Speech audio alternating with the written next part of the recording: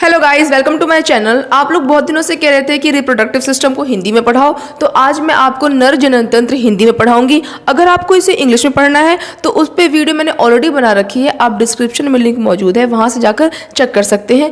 आइए स्टार्ट करते हैं नर जनन तंत्र के बारे में। सबसे पहले हम डायग्राम से स्टार्ट करेंगे, क्योंकि आपको पता ही है इसका डायग्राम कितना इंपॉर्टेंट है। ठीक है, चलो स्टार्ट करते हैं। ये रहा हमारा नर जनन तंत्र का डायग्राम। ठीक है, इधर देखो, सबसे मेन हिस्से से स्टार्ट करते हैं। जो आपको ये हिस्सा दिख रहा है इसे हम कहते हैं वृषण, और इसे इंग्लिश में टेस्टिस कहते हैं। और इसके बाहर की आपको एक कवरिंग दिख रही होगी, इसे हम कहते हैं वृषण कोश, जिसे इंग्लिश में स्क्रोटम कहते हैं। एक आपको एक नलिका दिख रही होगी, इसे हम कहते हैं शुक्रवाहिनी, जिसे इंग्लिश में वास डिफरेंसेस कहते हैं। आपको एक और नलिका दिख रही होगी इधर पे, ये वाला, इसे हम कहते हैं मूत्र नलिका, और इसे इंग्लिश में यूरेटर कहते हैं। फिर देखो, आपको ये दिख रहा होगा, ऐसा एक ब्लैक सा दिख रहा है ना, जो कि अगर आप एनसीईआरटी बुक में देखोगे तो ये ब्राउन कलर का होगा। इसे हम कहते हैं शुक्राशय, जिसे इंग्लिश में सेमिनल वेसल्स कहते हैं। ठीक है, अब देखो, जो ये हिस्सा दिख रहा है ना, इसे हम कहते हैं मूत्राशय, जिसे इंग्लिश में ब्लैडर कहते हैं। और जो आपको ये हिस्सा दिख रहा है, ये जो ब्लैक ब्लैक सा दिख रहा है ना, इसे हम कहते हैं प्रोस्टेट ग्रंथि, जिसे इंग्लिश में प्रोस्टेट ग्लैंड कहते हैं। जो आपको ये हिस्सा दिख रहा है ना, इसे हम कहते हैं शिश्न, जिसे इंग्लिश में पेनिस कहते हैं। और जो आपको ये वाली जो नलिका दिख रही है, इसे हम कहते हैं मूत्र मार्ग, जिसे इंग्लिश में हम यूरेथ्रा कहते हैं। अभी मैं आपको इंग्लिश में इसलिए बता रही हूँ क्योंकि आपको इंग्लिश भी जानना ज़रूरी है, क्योंकि नॉर्मल ज़िंदगी में आपसे इतनी शुद्ध हिंदी में तो कोई बात नहीं करता है ना, इसलिए इंग्लिश शब्द को जानना भी हमारे लिए बहुत ज़रूरी है। लेकिन पढ़ाएंगे, आज हम पढ़ेंगे सिर्फ हिंदी में। ठीक है, अब देखो, जो नर जनन तंत्र होता है वो बेसिकली दो मेन हिस्सों से मिलकर बनता है। दो मेन हिस्से कौन कौन से हैं? पहला हिस्सा वृषण, और दूसरा हिस्सा जो आपको ये शिश्न दिख रहा है, यानी कि पेनिस। जो वृषण होता है बच्चों, उसका काम क्या होता है कि वो जनन कोशिका का निर्माण करता है। जनन कोशिका मतलब जो सेक्स सेल्स होते हैं, यानी कि शुक्राणु। नर का जनन कोशिका क्या होता है? शुक्राणु। तो जो वृषण होता है वो शुक्राणु का निर्माण करता है। अभी शुक्राणु को कहाँ पहुँचना है? फीमेल की बॉडी के अंदर, यानी मादा के अंदर। तो अभी देखो, जो हमारा ये वृषण है, इसने क्या प्रोड्यूस किया, क्या निर्माण किया? इसने शुक्राणु का निर्माण किया। और जो ये शिश्न दिख रहा है आपको ना, ये क्या करता है? ये उस शुक्राणु को निषेचन के स्थान पर पहुंचाता है। निषेचन मतलब क्या होता है? फर्टिलाइजेशन। ठीक है, तो जो हमारा ये शिश्न होता है, ये शुक्राणु को निषेचन के स्थान तक पहुंचाता है। तो अब हम पढ़ लेते हैं लाइन बाय लाइन। देखो, इधर लिखा हुआ है जनन कोशिका उत्पादित करने वाले अंग। ठीक है, जनन कोशिका उत्पादित करने वाला अंग कौन सा है? हमारा वृषण। वृषण क्या है? जनन कोशिका उत्पादित करने वाला अंग, एवं जनन कोशिकाओं को निषेचन के स्थान पर पहुंचाने वाला अंग। ठीक है, जनन कोशिका जो हमारी है उसको निषेचन के स्थान पर पहुंचाने वाला अंग कौन सा है? शिश्न। इन्हीं दोनों चीज़ों से मिलकर हमारा क्या बनता है? नर जनन तंत्र बनता है। अब जितने भी पार्ट्स इसमें आपको दिख रहे हैं ना, इन सभी पार्ट्स को हम लाइन बाय लाइन पढ़ेंगे। सबसे पहले स्टार्ट करते हैं हम अपने वृषण यानी कि टेस्टिस से। ठीक है, इधर देखो, वृषण लिखा हुआ है। पुरुष में दो वृषण होते हैं जो कि उदर गुहा यानी कि एब्डोमिनल कैविटी के बाहर वृषण कोश में होते हैं। ठीक है, जो वृषण होता है वो पुरुषों में कितना होता है? दो होता है। और वो कहाँ होता है? जो उदर गुहा होता है ना, जो नीचे वाला हिस्सा होता है, एब्डोमिनल कैविटी, हमारे शरीर यानी कि मेल के शरीर के बाहर होता है। अच्छा, ऐसा क्यों होता है? जो टेस्टिस यानी कि जो वृषण है वो शरीर के अंदर क्यों नहीं होता है? क्योंकि होता क्या बच्चों की, जो वृषण है उसके अंदर क्या बनता है? सेक्स सेल्स, शुक्राणु बनते हैं। और शुक्राणु को बनने के लिए शरीर के तापमान से कम तापमान की आवश्यकता होती है। इसलिए जो वृषण होता है वो एब्डोमिनल कैविटी यानी उदर गुहा के बाहर, हमारे शरीर के बाहर होते हैं। ठीक है, अब देखो आगे पढ़ते हैं।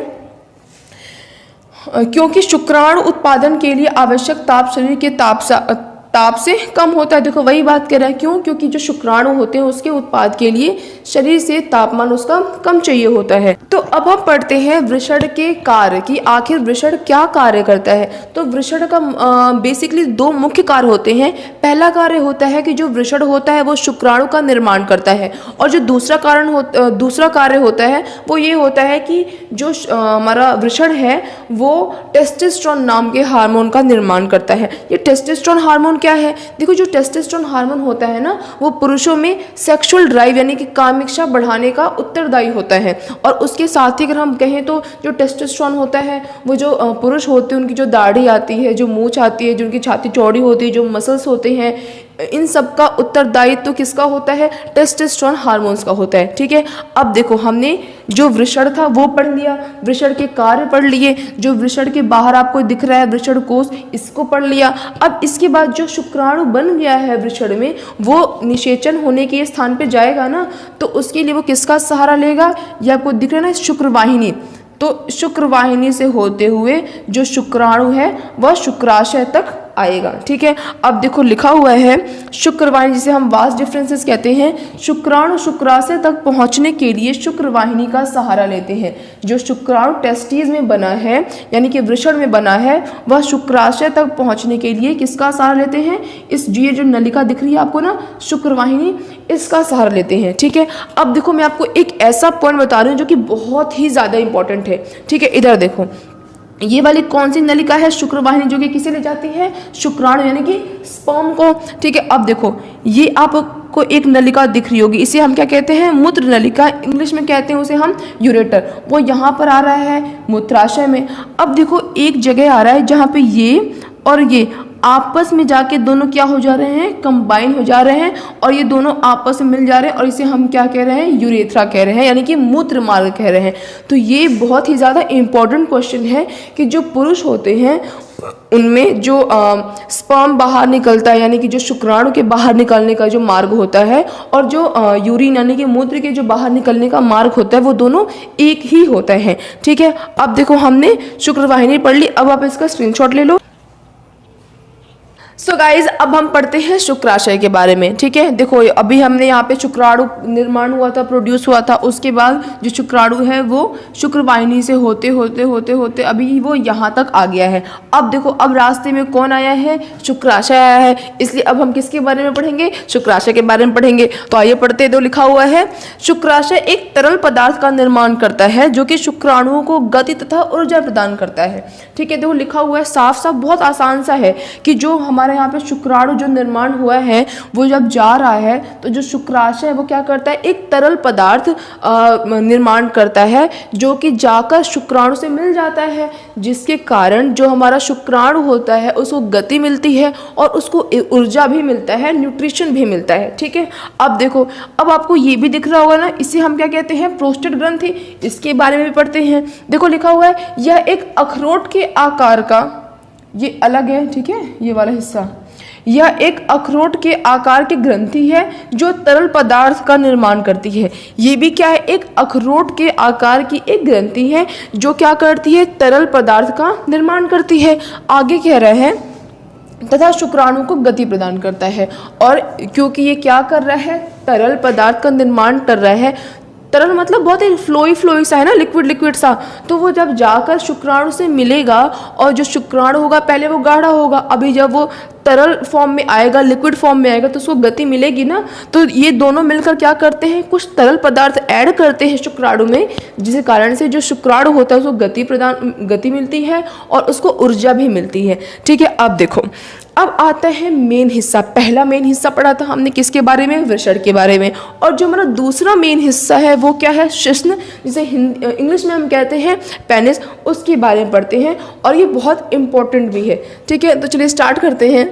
शिश्न, जिसे इंग्लिश में कहते हैं पेनिस। देखो क्या लिखा हुआ है, यह एक बेलन आकार अंग है जो कि वृषण कोश के बीच लटका रहता है। ठीक है, शिश्न की बात कर रहे हैं, यानी कि पेनिस की बात कर रहा है। कह रहा है यह एक बेलन आकार अंग होता है पुरुषों का जो कि वृषण कोश के बीच में लटका हुआ होता है। आगे कह रहा है कि सामान्य अवस्था में यह शिथिल तथा छोटा रहता है तथा मूत्र विसर्जन के कार्य आता है। कह रहा है सामान्य अवस्था में कैसा रहता है, शिथिल यानी कि रिलैक्स रहता है और छोटा रहता है आकार में। और ये किस कार्य में आता है, यूरिन जब जाते हैं, जो टॉयलेट जाते हैं तो उसके कार्य आता है। आगे कह रहा है यह नर जनन कोशिका शुक्राणु को मादा जननांग में पहुंचाने का कार्य करता है। गाइस हमने पहले ही पढ़ा था ना कि दो मेन अंगों से मिलकर क्या बनता है, नर जनन तंत्र बनता है। पहला हिस्सा क्या करता है, शुक्राणु का निर्माण करता है, और दूसरा हिस्सा जो कि हमारा क्या है, शेषन यानी कि पेनिस, ये क्या करता है, ये उस शुक्राणु को जो फीमेल होती है उनकी बॉडी तक पहुंचाने का कार्य करता है। तो वही बात तो कह रहे हैं कि यह नर जनन कोशिका यानी कि शुक्राणु, जिसे इंग्लिश में कहते हैं हम स्पर्म, को मादा जननांग में पहुंचाने का कार्य करता है। आगे कह रहा है और तब यह उत्तेजित होता है जिसके कारण इसका आकार भी बढ़ जाता है। यानी सेक्सुअल इंटरकोर्स के दौरान जब जो शिश्न होता है, जब मादा जननांग के अंदर जाता है, जिसके दौरान क्या होता है, जो शुक्राणु होता है वो फीमेल की बॉडी में जाता है, उस दौरान जो शिश्न होता है वो उत्तेजित होता है, जिसके कारण से उसका आकार भी बढ़ जाता है। सो स्टूडेंट्स, ये रहा पूरा टॉपिक नर जनन तंत्र के बारे में। अब इसके आगे क्या होगा, जो ये शुक्राणु है वो फीमेल की बॉडी में जाएगा। अब फीमेल की बॉडी में क्या क्या होता है, कैसे कैसे होता है, उस पर इंग्लिश में वीडियो तो है ही। अगर हिंदी में चाहिए तो आप कमेंट करना, मैं उस पर वीडियो ज़रूर बनाऊंगी।